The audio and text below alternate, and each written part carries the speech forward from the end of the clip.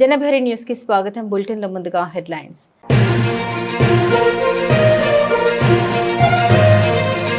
Vietnam అధ్యక్షుడు టోలాంకు రాష్ట్రపతి భవన్లో ఘన స్వాగతం. కార్యక్రమంలో పాల్గొన్న రాష్ట్రపతి ద్రౌపది ముర్ము, ప్రధాని మోదీ.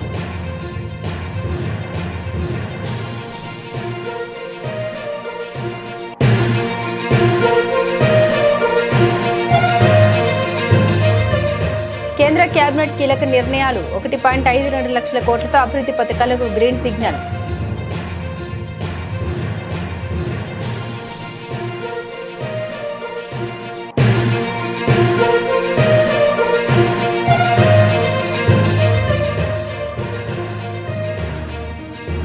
అస్సాం సీఎంగా హిమంత బిశ్వ శర్మ రాజీనామా. 11వ తేదీ తర్వాతే మళ్లీ ప్రమాణం.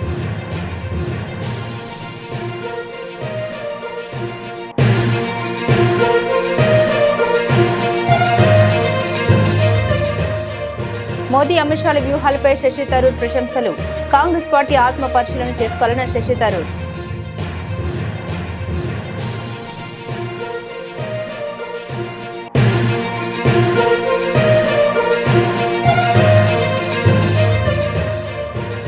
మాజీ ఆర్బీఐ గవర్నర్ రఘురాం రాజన్తో సీఎం రేవంత్ భేటీ. రాష్ట్ర భవిష్యత్తు అభివృద్ధి ప్రణాళికపై కీలక చర్చ.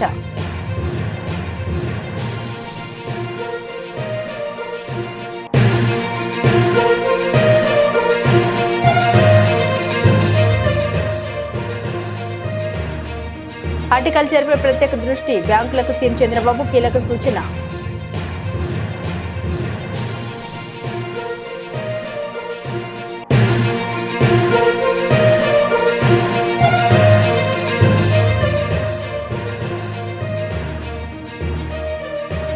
రైతుల రక్తం తాగిన పార్టీ కాంగ్రెస్. రైతు సంగ్రామ సదస్సులో కేటీఆర్ ధ్వజం.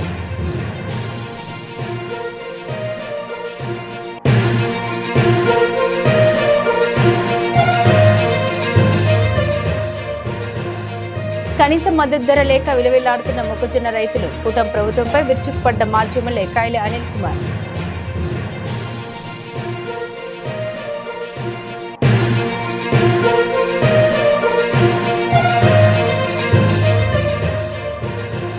ఈ నెల 10న రాష్ట్రానికి వచ్చే మోదీకి స్వాగతం పలకాలన్న బీజేపీ చీఫ్. ప్రజాస్వామ్యంలో ప్రజా తీర్పు సమర్థవంతమైందన్న రామచంద్రరావు.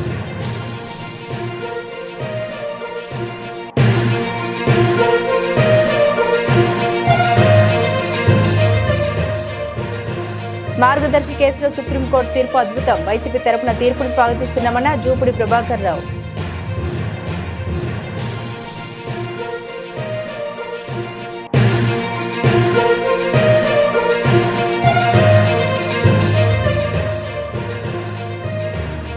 ఢిల్లీ క్యాపిటల్స్ పై 8 వికెట్ల తేడాతో చెన్నై సూపర్ కింగ్స్ ఘన విజయం. 156 పరుగుల లక్ష్యాన్ని 17.3 ఓవర్లలోనే ఛేదించిన చెన్నై.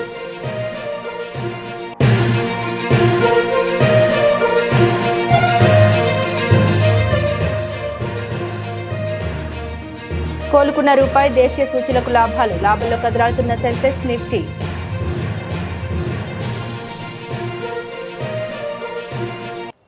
వియత్నాం అధ్యక్షుడు టోలాంకు బుధవారం న్యూఢిల్లీలోని రాష్ట్రపతి భవన్లో లాంఛనప్రాయ స్వాగతం లభించింది. రాష్ట్రపతి భవన్కు విచ్చేసిన వియత్నాం నాయకునికి రాష్ట్రపతి ద్రౌపది ముర్ము, ప్రధానమంత్రి నరేంద్ర మోదీ స్వాగతం పలికారు. ఈ సందర్భంగా పీయూష్ గోయల్, అశ్విని వైష్ణవ్, డాక్టర్ జితేంద్ర సింగ్తో సహా పలువురు కేంద్ర మంత్రులు హాజరయ్యారు. ప్రధానమంత్రి నరేంద్ర మోదీ రాజధాని నగరంలో వియత్నాం అధ్యక్షుడితో చర్చలు జరపనున్నారు.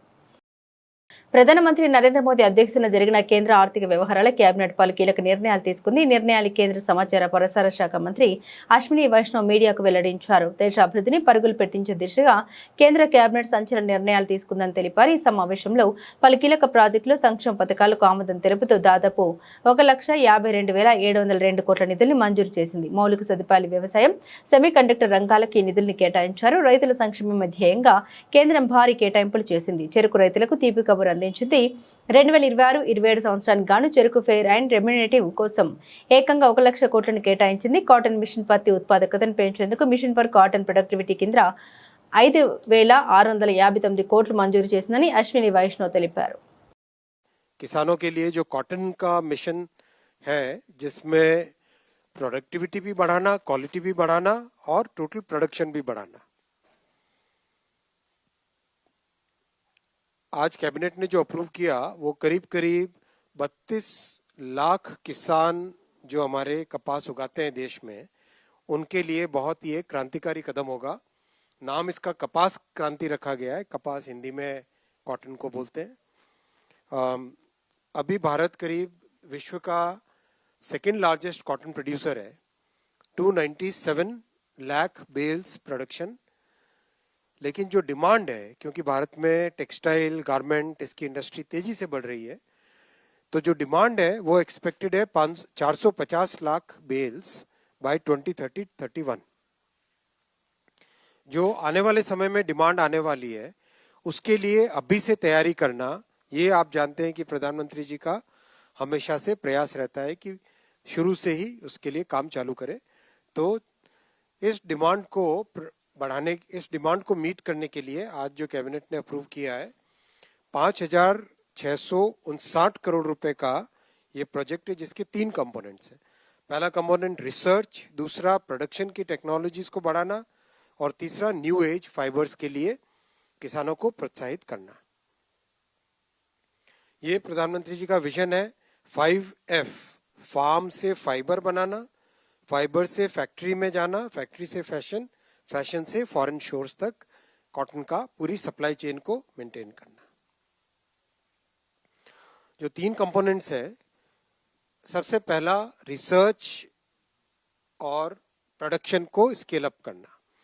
इसके लिए ये सारे फोकस एरियाज रखे गए हैं। Climate resilient cotton varieties, pink ball warm resistance वाली वेराइटीज, सॉइल की हेल्थ को इम्प्रूव करना, बायो कैरेक्टरिस्टिक्स को इम्प्रूव करना, फिर हाई डेंसिटी प्लांटिंग सिस्टम एक आता है वो लगाना, और ज़्यादा प्रोडक्शन के लिए क्लोजली प्लांट करना, एक्स्ट्रा लॉन्ग स्टेपल कॉटन, और फार्मर्स की ट्रेनिंग, और विशेषकर जो SC ST और महिला किसान हैं उनको प्रायोरिटी देकर। एक आपने हमेशा सुना होगा कि एक इजिप्शियन कॉटन के नाम से हमेशा विश्व में प्रसिद्ध है। वैसी ही एक भारत में भी है प्रजाति जिसको कहते हैं हम कस्तूरी कॉटन। इसकी प्रॉपर मार्केट में स्थापना करवाना, ये भी इस मिशन का पार्ट है। कस्तूरी कॉटन भारत, इसकी टैगिंग, इसकी प्रॉपर वर्ल्ड में रिकॉग्निशन होना, इसकी ब्रांडिंग होना, वो भी इस मिशन का पूरा पार्ट है। साथ ही साथ प्रोडक्शन के पोस्ट हार्वेस्ट और टेक्सटाइल्स के लेवल में प्रोडक्शन के लिए 50 कॉटन टेस्टिंग लैब्स, ये कॉमन फैसिलिटीज होगी। कोई भी अपने कॉटन को ले जाके टेस्टिंग वहाँ पे करवा सकता है।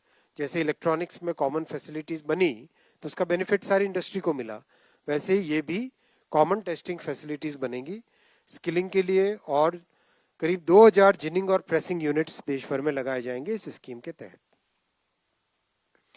कई जो नए एज के, आज के युग के जो फाइबर्स हैं, रेमी, फ्लैक्स, मिल्कवीट, सीसल, बनाना, बैम्बू, इन सब को इसमें लिया जाएगा, और कंप्लीट गांव से लेके फैक्ट्री तक कंप्लीट इसकी सप्लाई चेन पे ध्यान दिया जाएगा। इसमें ये तीनों बड़े कंपोनेंट्स हैं इस स्कीम के। అస్సాం సీఎం హిమంత బిశ్వ శర్మ బుధవారం తన పదవికి రాజీనామా చేశారు. తన కేబినెట్ మిత్రులతో సహా ఆయన తన రాజీనామాను గవర్నర్ లక్ష్మణాచార్యకు సమర్పించారు. తాజాగా జరిగిన అసెంబ్లీ ఎన్నికల్లో బీజేపీ పార్టీ 102 సీట్లతో విజయం నమోదు చేసిన విషయం తెలిసిందే. అయితే కొత్త ప్రభుత్వ ఏర్పాట్లో భాగంగా ఆయన రాజీనామా సమర్పించారు. మే 11వ తేదీ తర్వాతే ప్రమాణ స్వీకారోత్సవం ఉంటుందని హిమంత శర్మ పేర్కొన్నారు. 126 స్థానాలు ఉన్న అస్సాంలో ఏప్రిల్ 9వ తేదీన ఎన్నికలు జరిగాయి. బిశ్వ శర్మ రాజీనామాను గవర్నర్ ఆమోదించినట్లు సీఎంఓ కార్యాలయం తన ఎక్స్లో పోస్టు చేసింది. అయితే తాత్కాలిక సీఎంగా కొనసాగమని హిమంతను గవర్నర్ కోరినట్లు తెలిసింది. లోక్ భవన్లో ఆయన మీడియాతో మాట్లాడుతూ ప్రమాణ స్వీకారోత్సవం మే 11వ తేదీ తర్వాత ఉంటుందన్నారు. తమ పార్టీ చారిత్రాత్మక విజయం సాధించిందని, ప్రమాణ స్వీకారోత్సవానికి ప్రధాని మోదీని ఆహ్వానించామని బిశ్వ శర్మ తెలిపారు. బీజేపీ శాసనసభ పక్షం కొత్త సీఎంను ఎన్నుకుంటుందని ఆయన అన్నారు. కాంగ్రెస్ సీనియర్ నేత శశి థరూర్ తనదైన శైలిలో మరోసారి ముక్కుసూటిగా స్పందిస్తూ ప్రధాని నరేంద్ర మోదీ, కేంద్ర మంత్రి అమిత్ షాల ఎన్నికల వ్యూహాలను ప్రశంసించారు. అసెంబ్లీ ఎన్నికల ఫలితాల నేపథ్యంలో తమ పార్టీ ఆత్మ పరిశీలన చేసుకోవాల్సిన అవసరం ఉందని ఆయన అభిప్రాయపడ్డారు. కేరళలో యూడీఎఫ్ విజయం సాధించినప్పటికీ మిగిలిన రాష్ట్రాల్లో పార్టీ పనితీరు నిరాశజనకంగా ఉందని గుర్తు చేస్తూ బీజేపీ నేతల నిర్వహణ నైపుణ్యం నుండి నేర్చుకోవాల్సింది చాలా ఉందని వ్యాఖ్యానించారు. ముఖ్యంగా బెంగాల్, అసోంలో బీజేపీ అనుసరించిన బలమైన వ్యూహాలను ఆయన కొనియాడారు. పశ్చిమ బెంగాల్లో తొలిసారిగా, అసోంలో వరుసగా 3సారి బీజేపీ అధికార పీఠం అధిరోహించడానికి సిద్ధమవుతుంది. మరోవైపు తమిళనాడులో నటుడు విజయ్ నేతృత్వంలో టీవీకే 108 స్థానాల్లో గెలుపొంది ప్రభుత్వాన్ని ఏర్పాటు చేయబోతూ ఉండడం దక్షిణాది రాజకీయాల్లో పెను మార్పుగా కనిపిస్తుంది. పుదుచ్చేరిలో సైతం ఎన్డీఏ కూటమి అధికారాన్ని చేపట్టే దిశగా అడుగులు వేస్తుంది. నైపుణ్యాలను మరింత మెరుగుపరుచుకుంటే అనేక రంగాల్లో ఉద్యోగ అవకాశాలు ఉన్నాయని ఆర్థిక నిపుణులు రిజర్వ్ బ్యాంక్ ఆఫ్ ఇండియా మాజీ గవర్నర్ రఘురాం రాజన్ స్పష్టం చేశారు. ప్రభుత్వాలు అమలు చేసే సులభతర వాణిజ్య విధానాలపై ఆధారపడే రాష్ట్రాలకు పరిశ్రమలు పెట్టుబడులు వస్తాయని పేర్కొన్నారు. మానవ వనరుల అభివృద్ధి కోసం పోషకాహార లోపం సమస్య తగ్గించాలని సూచించారు. రాష్ట్ర ముఖ్యమంత్రి రేవంత్ రెడ్డి జూబ్లీ హిల్స్లోని తన నివాసం నుండి రఘురాం రాజన్తో పాటు డిప్యూటీ సీఎం మల్లు భట్టి విక్రమార్క, పరిశ్రమల శాఖ మంత్రి శ్రీధర్ బాబుతో పాటు వీడియో కాన్ఫరెన్స్ నిర్వహించారు. తెలంగాణ భవిష్యత్తు ప్రణాళికపై నిర్వహించిన ఈ సమావేశంలో యువతలో నైపుణ్య అభివృద్ధి, పిల్లలకు పోషకాహార లోపం, మానవ వనరుల అభివృద్ధి, ప్రభుత్వ సులభతర వాణిజ్య విధానం, విద్య, వైద్య రంగాల్లో ఏఐ వినియోగంపై రఘురాం రాజన్ రాష్ట్ర ప్రభుత్వానికి పలు సూచనలు చేశారు. పాఠశాల ఉన్నత సాంకేతిక విద్యతో పాటు వైద్య విద్య సిలబస్లో ఏఐ ఉపయోగంపై కమిటీని ఏర్పాటు చేస్తామని, ఇందుకోసం తగిన సలహా సూచన ఇవ్వాలని ముఖ్యమంత్రి రేవంత్ రెడ్డి ఈ సందర్భంగా రఘురాం రాజన్ను కోరారు. మధ్యస్థాయి ఉద్యోగాల కల్పన కోసం స్కిల్స్ యూనివర్సిటీ ఏటీసీలను అభివృద్ధి చేస్తున్నట్లు సీఎం ఆయనకు వివరించారు. ఇందుకు స్పందించిన రఘురాం రాజన్ సరైన పద్ధతిలో ఏఐని వినియోగిస్తే అందరికీ మేలు జరుగుతుందని వ్యాఖ్యానించారు.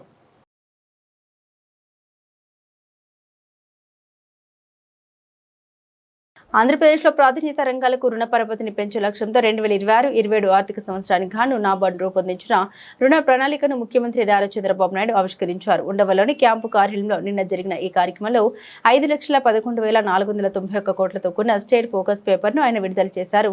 గత ఏడాది ప్రణాళిక అయిన 4.24 లక్షల కోట్లతో పోలిస్తే ఇది దాదాపు 20% అధికం కావడం గమనార్హం. ఈ రుణ ప్రణాళికలో వ్యవసాయ రంగానికి అత్యధిక ప్రాధాన్యం ఇస్తూ 2.55 లక్షల కోట్లు కేటాయించారు. ఇందులో పంట రుణాల కోసం 1.66 లక్షల కోట్లు కేటాయించారు. అదేవిధంగా రాష్ట్ర ఆర్థిక ప్రగతిలో కీలకమైన సూక్ష్మ, చిన్న, మధ్య తరహా పరిశ్రమలకు 1.64 లక్షల కోట్లు కేటాయించడం జరిగింది. పశుసంవర్ధక శాఖకు 34,972 కోట్లు, మత్స్య రంగానికి 21,098 కోట్లు కేటాయించారు. ఈ సందర్భంగా సీఎం చంద్రబాబు మాట్లాడారు. హార్టికల్చర్ను ప్రోత్సహించాలన్న ప్రభుత్వ లక్ష్యానికి బ్యాంకులు, నాబార్డు అధికారులు పూర్తిగా మద్దతు అందించాలని పిలుపునిచ్చారు.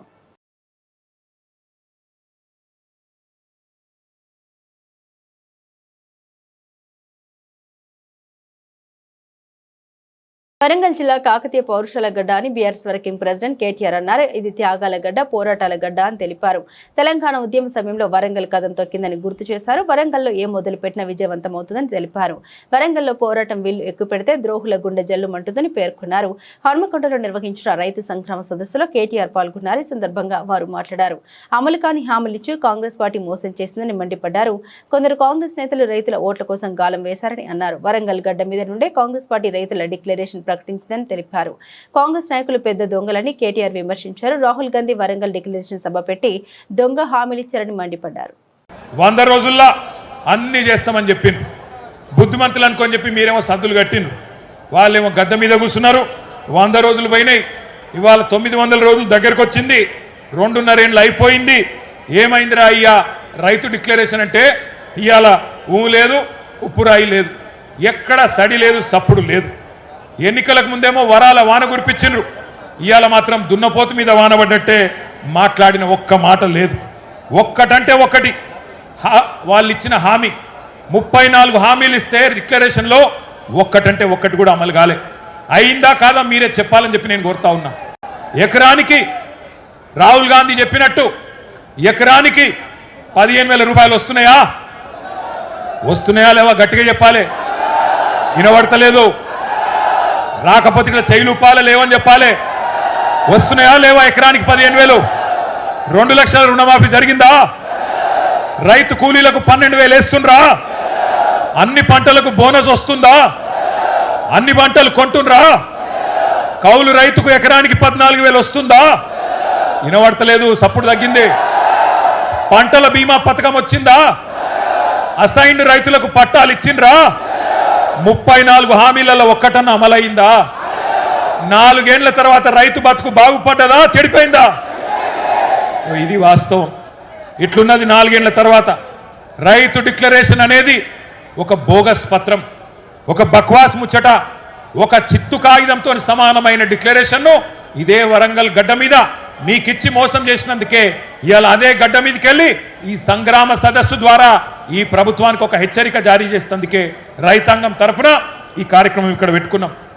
రాష్ట్రంలో కూటమి ప్రభుత్వం అధికారంలోకి వచ్చాక వ్యవసాయ రంగం తీవ్ర సంక్షోభంలో కూరుకుపోయిందని, రైతులకు కనీస మద్దతు ధర కూడా దక్కడం లేదని వైఎస్ఆర్సీపీ అధికార ప్రతినిధి మాజీ ఎమ్మెల్యే కైలి అనిల్ కుమార్ ఆందోళన వ్యక్తం చేశారు. తాడేపల్లిలోని పార్టీ కేంద్ర కార్యాలయంలో ఏర్పాటు చేసిన మీడియా సమావేశంలో ఆయన మాట్లాడారు. CM Chandrababu, deputy CM Pawan Kalyan, మంత్రి లోకేష్ లో రైతులకు ఇచ్చిన హామీలను గాలికి వదిలేశారని విమర్శించారు. వ్యవసాయం ఒక పండగలాగా గ్రామాల్లో ఉంది.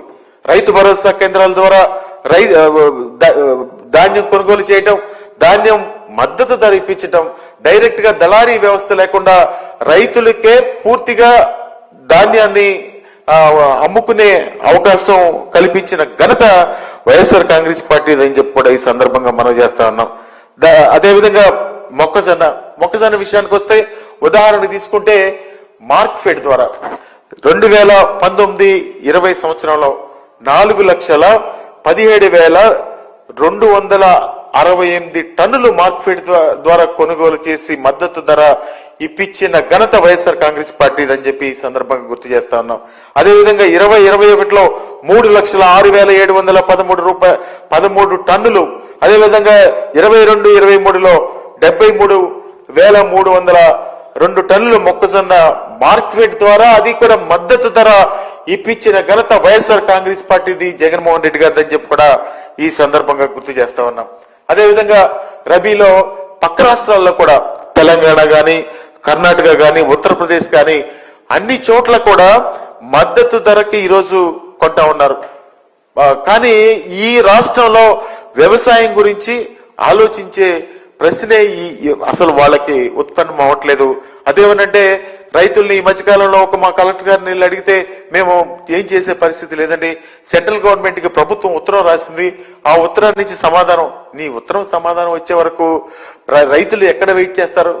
జగన్మోహన్ రెడ్డి గారి టైంలో వ్యవసాయాన్ని ఏ విధంగా ఈ ప్రభుత్వం పండగగా చేసింది, ఏ విధంగా మద్దతు ధర ఇప్పించింది, ఏ విధంగా ఎరువులు సప్లై చేసింది, ఏ విధంగా విత్తనాలు సప్లై చేసింది, ఏ విధంగా వాళ్ళకి ఏ పంట విత్తుకోవాలో ఆ రైతు భరోసా కేంద్రాల ద్వారా చర్యలు తీసుకుంది అని చెప్పి ఈ రోజే రైతులు మాట్లాడుకుంటా ఉన్నారు.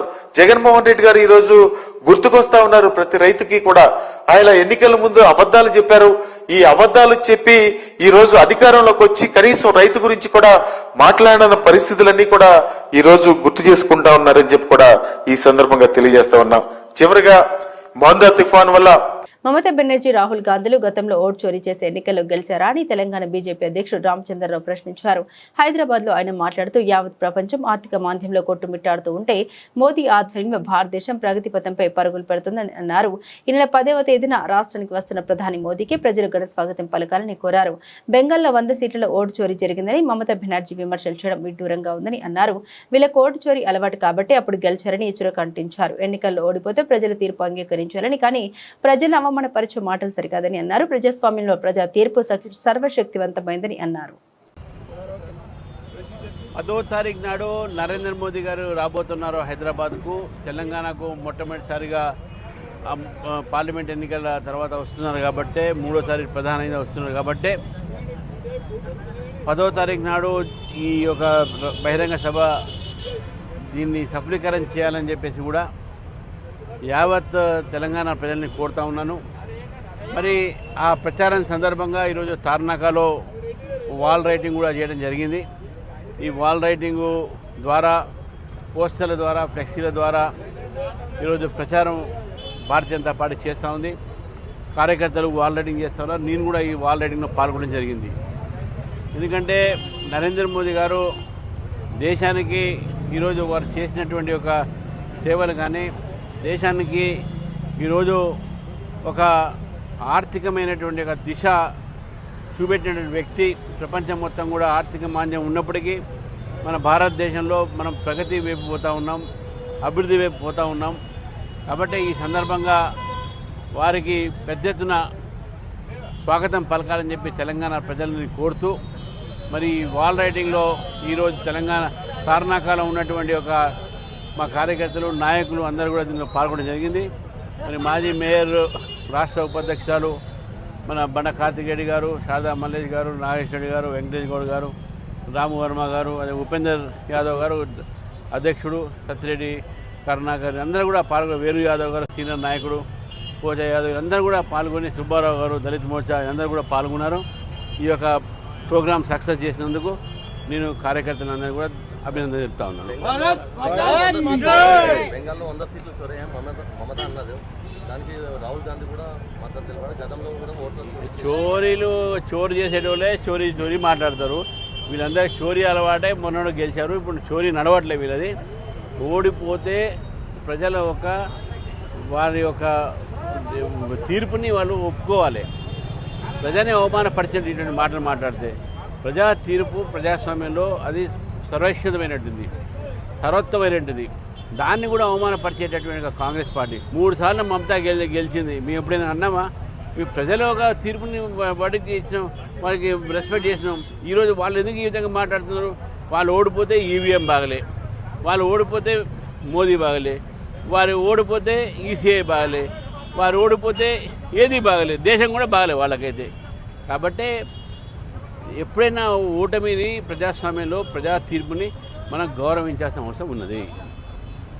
వ్యక్తి చనిపోయినంత మాత్రాన మార్గదర్శి కేసు మూసివేస్తారని కూడా భ్రమేనని సుప్రీంకోర్టు ఇచ్చిన ఆదేశాలు కూడా అందుకు అనుగుణంగానే ఉన్నాయని వైఎస్ఆర్సీపీ ప్రధాన కార్యదర్శి జూపూడి ప్రభాకర్ స్పష్టం చేశారు. ఈ కేసులో ఉండవల్లి అరుణ్ కుమార్ పిల్లు వేస్తే గత వైఎస్ఆర్సీపీ ప్రభుత్వం పూర్తిగా దానికి మద్దతుగా నిలిచిందని జూపూడి తెలిపారు. ఇప్పుడు ఈ కేసులో సుప్రీంకోర్టు ఇచ్చిన ఆదేశాలను కూడా తాము స్వాగతిస్తున్నట్లు ఆయన వెల్లడించారు. ఇప్పటికైనా ఈనాడు విషపురాతలు మానుకోవాలని జూపూడి ప్రభాకర్ హితో పలికారు. మీ నాన్న లేడు కాబట్టి, రామోజీరావు చనిపోయాడు కాబట్టి కేసు మూసేయాలని మీ వాదన. కేసు మూసేయాలంటే బాధితులకి నష్టపరిహారం ఎవరు చెల్లిస్తారు? కేసులో ఉన్న వ్యక్తి చనిపోయాడు కాబట్టి ఆ వ్యవస్థ ఇంకా చచ్చిపోలేదు.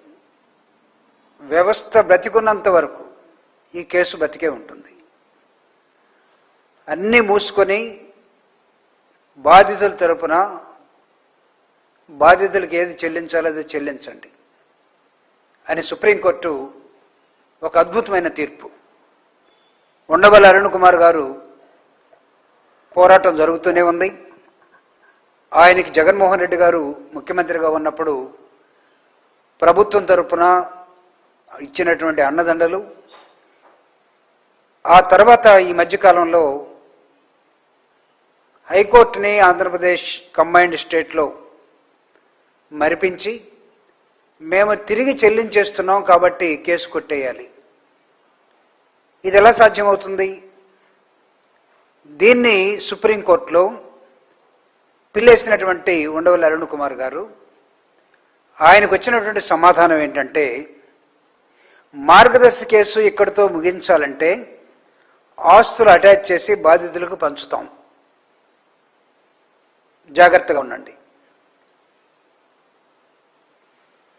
తెలంగాణ ప్రభుత్వాన్ని, ఆర్బీఐని, ఏపీ ప్రభుత్వాన్ని, మార్గదర్శిని, ఈనాడుని మొత్తాన్ని కూడా మీరందరూ కూడా నెక్స్ట్ హియరింగ్కి వచ్చి ఈ కేసులో నిలబడాలని సుప్రీంకోర్టు ఇచ్చిన ఆదేశం.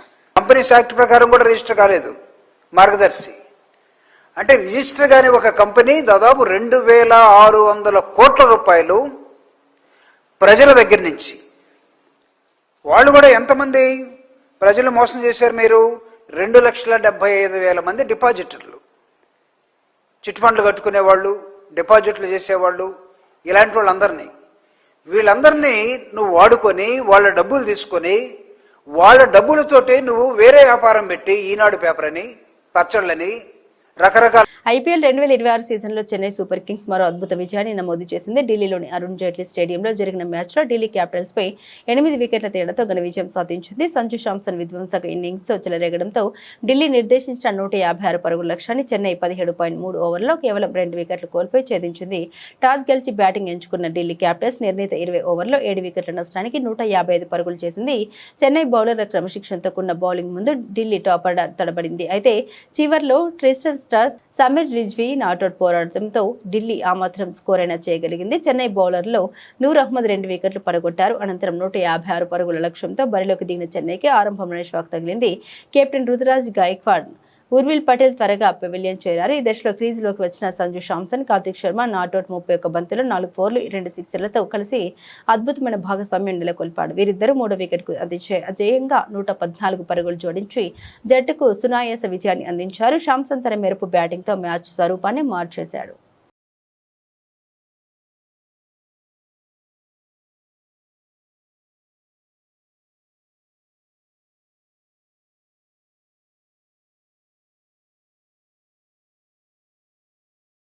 ఇరాన్తో తుది ఒప్పందం కుదరబోతుందని హోర్ముజ్లో ప్రాజెక్టు ఫ్రీడమ్ను తాత్కాలికంగా ఆపివేస్తున్నామని అమెరికా అధ్యక్షుడు డొనాల్డ్ ట్రంప్ ప్రకటించడం సూచనకు సానుకూలంగా మారింది. మరోవైపు డాలర్తో పోల్చుకుంటే రూపాయి కోలుకోవడం కలిసి వచ్చింది. ప్రస్తుతం డాలర్తో రూపాయి మారకం విలువ 95.08గా ఉంది. ఈ నేపథ్యంలో సెన్సెక్స్, నిఫ్టీ లాభాల్లో కదలాడుతున్నాయి. గత సెషన్ ముగింపుతో పోల్చుకుంటే బుధవారం ఉదయం దాదాపు 400 పాయింట్ల లాభంతో 77,424 వద్ద మొదలైన సెన్సెక్స్ ఆ తర్వాత మరింత పైకి వెళ్లింది. అయితే ఆ తర్వాత ఆరంభ లాభాన్ని కోల్పోయింది. ఉదయం 10 గంటల సమయంలో సెన్సెక్స్ 313 పాయింట్ల లాభం 77,331 వద్ద కొనసాగుతుంది. మరోవైపు నిఫ్టీ కూడా సెన్సెక్స్ బాటలోనే కొనసాగుతుంది. ప్రస్తుతం 117 పాయింట్ల లాభంతో 24,150 వద్ద కదలాడుతుంది. బులెటిన్ ముగించే ముందు హెడ్లైన్స్ మరోసారి.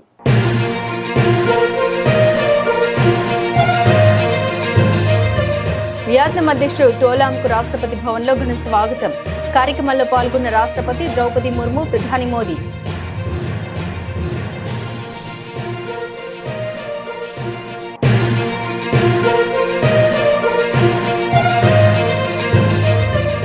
కేంద్ర కేబినెట్ కీలక నిర్ణయాలు. 1.52 లక్షల కోట్లతో అభివృద్ధి పథకాలకు గ్రీన్ సిగ్నల్.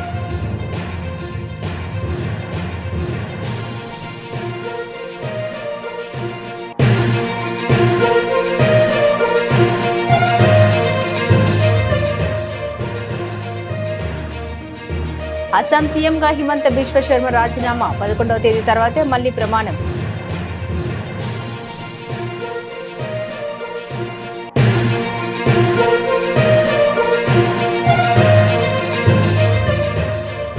మోదీ, అమిత్ షాల వ్యూహాలపై శశి థరూర్ ప్రశంసలు. కాంగ్రెస్ పార్టీ ఆత్మ పరిశీలన చేసుకోవాలన్న శశి థరూర్.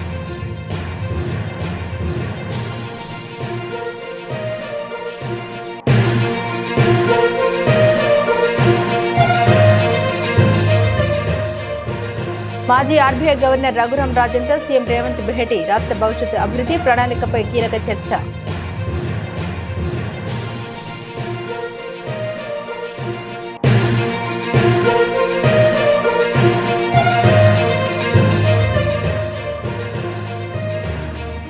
హార్టికల్చర్పై ప్రత్యేక దృష్టి. బ్యాంకులకు సీఎం చంద్రబాబు కీలక సూచన.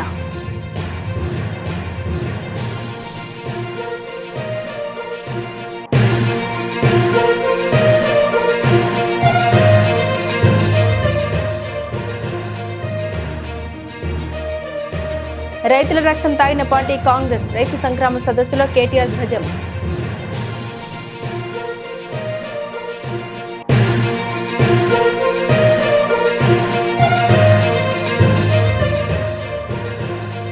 కనీస మద్దతు ధర లేక విలువెల్లాడుతున్న మొక్కజొన్న రైతులు. కూటమి ప్రభుత్వంపై విరుచుకుపడ్డ మాజీ ఎమ్మెల్యే కాయలి అనిల్ కుమార్.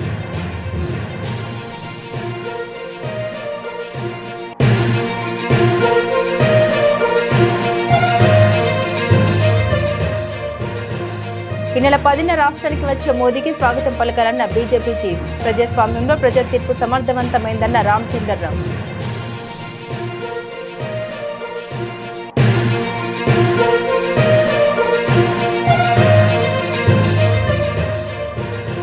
మార్గదర్శి కేసులో సుప్రీంకోర్టు తీర్పు అద్భుతం. వైసీపీ తరపున తీర్పును స్వాగతిస్తున్నామన్న జూపుడి ప్రభాకర్ రావు.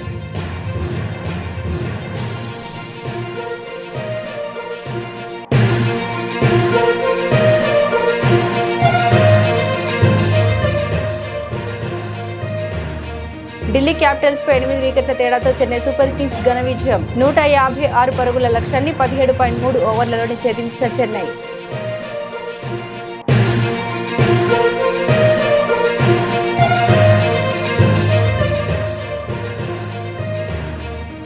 కోలుకున్న రూపాయి. దేశీయ సూచీలకు లాభాలు. లాభంలో కదలాడుతున్న సెన్సెక్స్, నిఫ్టీ.